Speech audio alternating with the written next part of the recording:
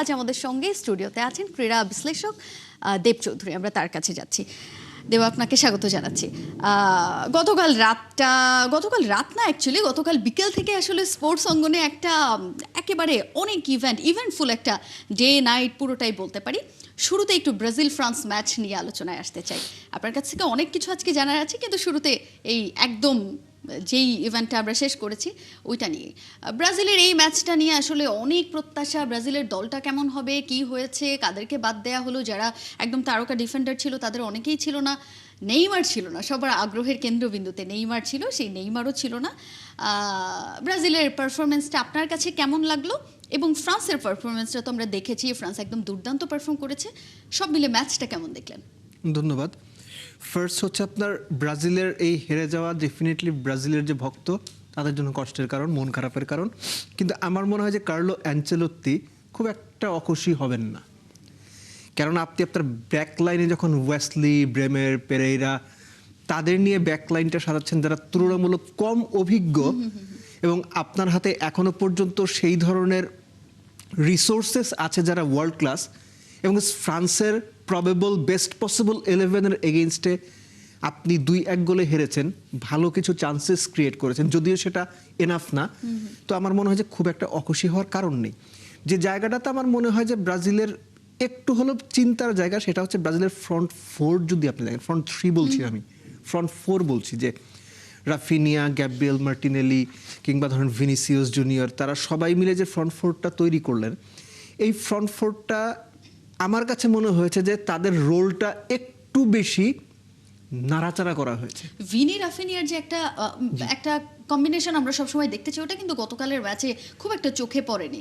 আমি সেটাই বলছি যে আপনার ইনক্লুডিং গ্যাব্রিয়েল মার্টিনেলি কিংবা ধরুন ম্যাথিউস কুনিয়া, তিনি তো ম্যানচেস্টারের জার্সিতে বেশ ভালো ফর্মে আছেন, ভিনিসিয়াস ফর্মে আছেন, রাফিনিয়া ফর্মে আছেন, কিন্তু সমস্যাটা কোথায় হলো তাহলে? জাতীয় দলে এসে যেটা হয় কি, জাতীয় দলে এসে অনেক সময় প্লেয়াররা ওই কানেক্টিভিটিটা লুজ করেন, অনেক সময় পজিশন বদল করে খেলতে হয়, এবং পজিশন বদল করে খেলার কারণে আপনি খেলার যদি দেখে থাকেন, প্রথম 15 মিনিটে ব্রাজিল আপনার অনেকটাই ডিপ লাইন ছিল, সহজ বাংলা যেটাকে বলে যে একটু ডিফেন্সিভ মুডে ছিল, এবং প্রথম 15 মিনিটের মধ্যে ফ্রান্সের ডিফেন্স ব্রেক করে 3টা লং পাস, 3টাই রাফিনিয়া রিসিভ করেছেন। হি ক্রিয়েটেড 50-50 চান্সেস বা 60-40 চান্সেস, কনভার্ট করতে পারেননি। আমরা রাফিনিয়াকে দেখলাম লেফট উইংয়ে মাঝখানে নাম্বার 9 হিসেবে, রাইট উইংয়ে ভিনিসিয়াসকে দেখলাম মাঝখানে, আবার লেফট সাইডে গ্যাব্রিয়েল মার্টিনেলি তো প্রথম 15-20 মিনিট লেফট উইংয়ে তাকে খুঁজেই পাওয়া যায়নি, তারপর আবার রাইট সাইডে। সো এই যে বিভিন্ন ধরনের জায়গা বদল, আমার মনে হয় যে এটা একটা পার্ট অফ এক্সপিরিয়েন্স, ওরিড হওয়ার কিছু নাই। প্লেয়ারদেরকে মানিয়ে নেওয়ার সুযোগটা দিচ্ছেন। উল্টো দিকে যদি আপনি চিন্তা করেন, ফ্রান্সের ফ্রন্ট ফোর তারা শুরু থেকেই এই 4 জন ডিফারেন্ট রোলে মানিয়ে নিয়েছেন। এমবাপ্পেকে আমরা লেফট উইং এ দেখেছি, নাম্বার 9 এ দেখেছি, রাইট উইং এ দেখেছি, সেম গোস টু ওসমান দেমবেলে। কিন্তু এমবাপ্পের ছিল, যেটা একেবারেই চোখে পড়েনি, বোঝাই যায়নি। আপনি যদি প্রথম গোলটা খেয়াল করেন, দ্যাট ওয়াজ এ 3 টাচেস গোল। আপনার শোয়ামিনি বল রিকভার করলেন, দেমবেলে বল পেলেন, দুর্দান্ত এক থ্রু পাস দিলেন, টিপিক্যাল স্ট্রাইকারের ফিনিশ করলেন এমবাপ্পে। আপনি সেকেন্ড গোলটা যদি দেখেন, almost 80% similar to the first গোল, যেটা হুগো একিতিকে গোল করলেন। ইন বিটুইন এই যে রেড কার্ডটা হলো, রেড কার্ডটার পরে ফ্রান্স কি করলো, তারা দুজন পার্টিকুলার একদম ট্যাকটিক্যাল চেঞ্জ করলো, ওসমান দেমবেলেকে তুলে নিল, শোয়ামিনিকে তুলে নিল, সেখানে এনগোলো কান্তেকে পাঠানো হলো, লাক্রোয়াকে পাঠানো হলো। তো সব মিলে আমার মনে হচ্ছে ফ্রান্সের coach should be very happy, এই জন্য যে তিনি তার চ্যাম্পিয়নশিপের অন্যতম ফেভারিট দলটাকে যেভাবে খেলাতে চেয়েছেন, আমার মনে হয় ফ্রান্স টিমটা ঠিক সেভাবেই খেলতে পেরেছে। এবং ফ্রান্স টিমের একটা ব্যাপার কি, আপনি যদি সবশেষ 28 বছর বা 7টা বিশ্বকাপ দেখেন, এই ফ্রান্স টিম 4টা ফাইনাল খেলেছে, 2টো চ্যাম্পিয়ন হয়েছে, 2টো রানার্স আপ হয়েছে। এছাড়া ব্রাজিল, জার্মানি, আর্জেন্টিনা তারা 2টো করে ফাইনাল খেলেছে, 1টা করে জিতেছে। এছাড়া ধরেন আপনার স্পেন, ইতালি, ক্রোয়েশিয়া, নেদারল্যান্ডস 1টা করে ফাইনাল খেলছে। সো গত 30 বছরের মধ্যে বিশ্ব ফুটবলের সবচেয়ে ধারাবাহিক দলটার নাম ফ্রান্স। এই ফ্রান্স টিমের যে প্লেয়াররা, মোস্ট অফ দেম এখন আপনি দেখবেন যে আপনার আফ্রিকান যে জায়গাগুলো ফ্রেঞ্চ কলোনি ছিল তাদের থেকে নিয়ে আসা প্লেয়ার, কেউ Algeria, Morocco, Tunisia, Cameroon, Senegal, নানান দেশের প্লেয়ার। সো এই যে ফ্রান্সের প্লেয়ার প্রডিউসিং এর যে ব্যাপারটা, আমরা তো ধরেন যে পিচে 11 জন দেখি, 5 জন বদল করে 16 জন। আমার তো মনে হয় যে ফ্রান্স বিশ্বকাপে দুটো টিম করতে পারবে যে দুটো টিম অ্যাকচুয়ালি ইকুয়ালি চ্যাম্পিয়নশিপের কন্টেন্ডার। হ্যাঁ, সো আমার মনে হয় যে ইট ওয়াজ অ্যান ইভেন ম্যাচ এবং প্রত্যেকেই ফর্মে, দারুণ ফর্মে। আমি যদি সবার একটু এমবাপ্পের কথা তো সবাই জানে, হুগো একিতিকের কথাও যদি বলতে চাই, দারুণ ফর্মে খেলেছেন। সো ফ্রান্সকে নিয়ে তো আসলে বিশ্বকাপে আশা করাই যায়। আমি সেটাই বললাম যে আপনার শেষ 7টা বিশ্বকাপে যারা 4বার ফাইনাল খেলেছে এবং যাদের প্লেয়ার প্রডিউসিংয়ের যে সবশেষ ট্র্যাক রেকর্ড সেটা বিশ্বের টপ মোস্ট, তো সেই দলকে আপনার চ্যাম্পিয়নশিপের দাবিদার মনে করতে হবে। এবার যে বিষয়টা হচ্ছে ফ্রান্স এবং ব্রাজিলের যে প্রস্তুতি ম্যাচের যে বিষয়টা, আমার মনে হয় দুই দলই ইভেন থাকা উচিত। ব্রাজিল হেরে গেছে বলে যে ব্রাজিলের খুব ক্ষতি হয়ে গেছে, রাই নেই, এটা মনে করার কোনো কারণই নাই। কেননা ম্যাচ শুরুর আগেও কিন্তু এমবাপ্পে বলেছে যে দল 5টা বিশ্বকাপ জিততে পারে সেই দলকে আপনার ফেভারিট মানতে হবে।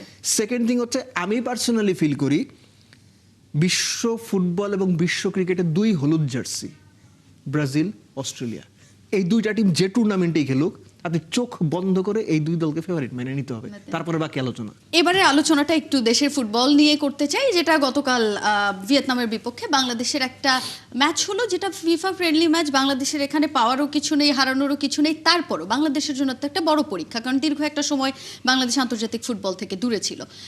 সামনে সিঙ্গাপুরের বিপক্ষে একটা নিয়ম রক্ষার ম্যাচই বলা যায়, কিন্তু তারপরও একটা ভালো ফলাফল তো নিশ্চয়ই আমাদের প্রত্যাশা।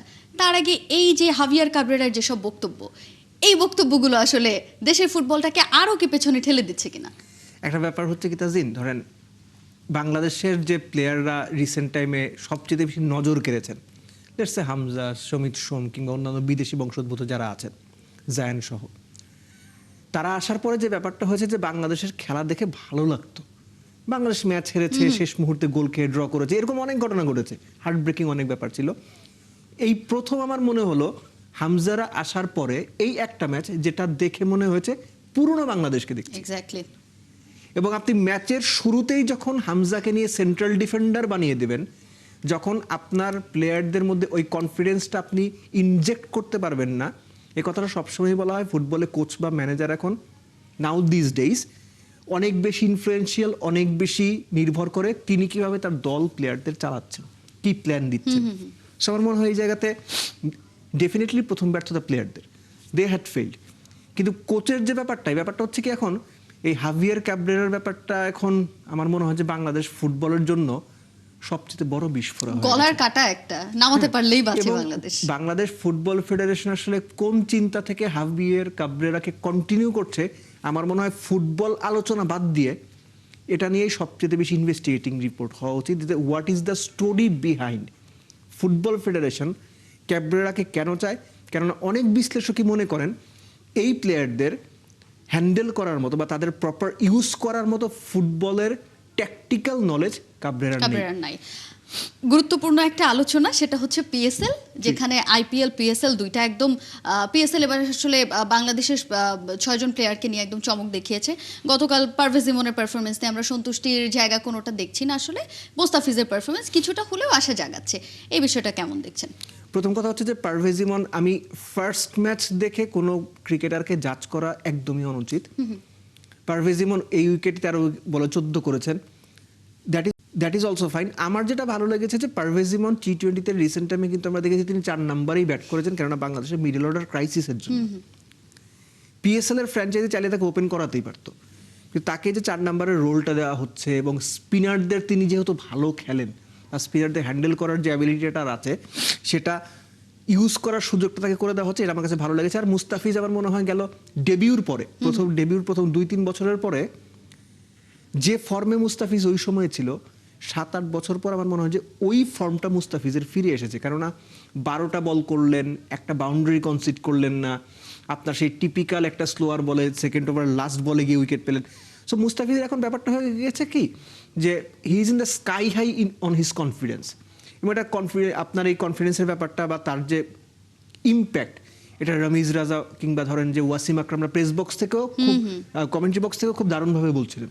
তো মুস্তাফিজের কাছ থেকে এক্সপেক্টেড ছিল যে ব্যাপারটা আমরা খারাপ লাগতে পারে যে ভাই মুস্তাফিজ 4 ওভার বল করতে পারলো না, এই যে 2 ওভার বল দেখলেন, বাকি 2 ওভার দেখতে পারলেন, আমার মনে হয় খারাপ লাগার বিষয় হচ্ছে এটা। সো আমাদের বাদবাকি প্লেয়াররা কেমন পারফর্ম করেন এবং পারফরমেন্সের বেসিসে কতটুকু সুযোগ পান, সেই সুযোগ কতটুকু কাজে লাগে, আমার মনে হয় যে এটাই মূল বিষয় এখন। এবার একটু প্রধানমন্ত্রীর পরিকল্পনা নিয়ে আসতে চাই। প্রধানমন্ত্রী আসলে দায়িত্ব নেওয়ার পর থেকে স্পোর্টসে তার যে একটা ভালোবাসা সেটা কিন্তু আমরা দেখতে পাচ্ছি। প্রথমে জাইমা রহমান ক্রিকেটে গেলেন বাংলাদেশ পাকিস্তান সিরিজটা দেখতে, এরপরে একদম উইদাউট এনি নোটিস প্রধানমন্ত্রী চলে গেলেন সাবেক ফুটবলারদের প্রীতি ম্যাচটা দেখতে। দারুণ সেখানে কিছু ভিজুয়াল আমরা দেখেছি, ডাগ আউটে বসেই সে ম্যাচ দেখেছেন, তিনি আসলে ভিভিআইপিতেও যাননি। এই বিষয়গুলো আসলে দেশের স্পোর্টসকে কতখানি আশা জায়গা নিয়ে করছে? একটা ব্যাপার হচ্ছে কি, স্পোর্টস হচ্ছে একটা গ্লোবাল ল্যাঙ্গুয়েজ।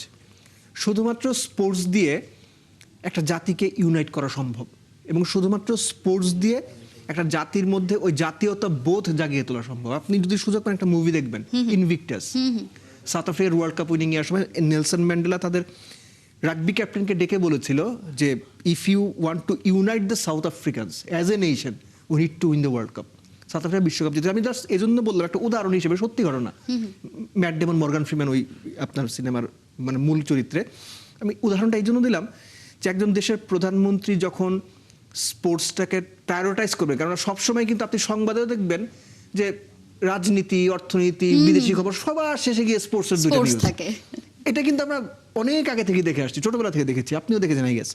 সো প্রধানমন্ত্রী যখন এই জায়গাটাকে প্রায়োরিটাইজ করবেন, সরকারের সর্বোচ্চ বা দেশের 1 নাম্বার মানুষটা যখন আপনার এই জিনিসটাকে পজিটিভলি সবার সামনে তুলে ধরার চেষ্টা করবেন এবং তার ওই এফোর্টটা দেখাবেন যে না, আই এম উইথ স্পোর্টস, আমি চাই স্পোর্টসটা ভালো হোক বা স্পোর্টসটা ভালো করার চেষ্টাটা করব, এটা আমাদের মতো ক্রীড়াপ্রেমী মানুষের জন্য অবশ্যই ভালো লাগার বিষয়। কিন্তু বাংলাদেশ তো হয় কি, ভালো উদ্যোগগুলো আপনার হয়তো সর্বোচ্চ মহল থেকে নেওয়া হয়, কিন্তু নিচে আসতে আসতে এই ধরেন আপনার আমার মতো লোক থাকে, এরা হচ্ছে নানানভাবে নানান রকম ভাবে জিনিসটা নষ্ট করে ফেলে। তো হোপফুলি জিনিসটা সেরকম হবে না। আমরা আশা করছি যে ক্রীড়া আসলে ভালো কিছুই দেখতে যাচ্ছে আমাদের Expected. দেশের ক্রীড়াঙ্গনটা। আপনাকে অসংখ্য ধন্যবাদ। দর্শক, আমাদের সঙ্গে যুক্ত ছিলেন ক্রীড়া বিশ্লেষক দেব চৌধুরী।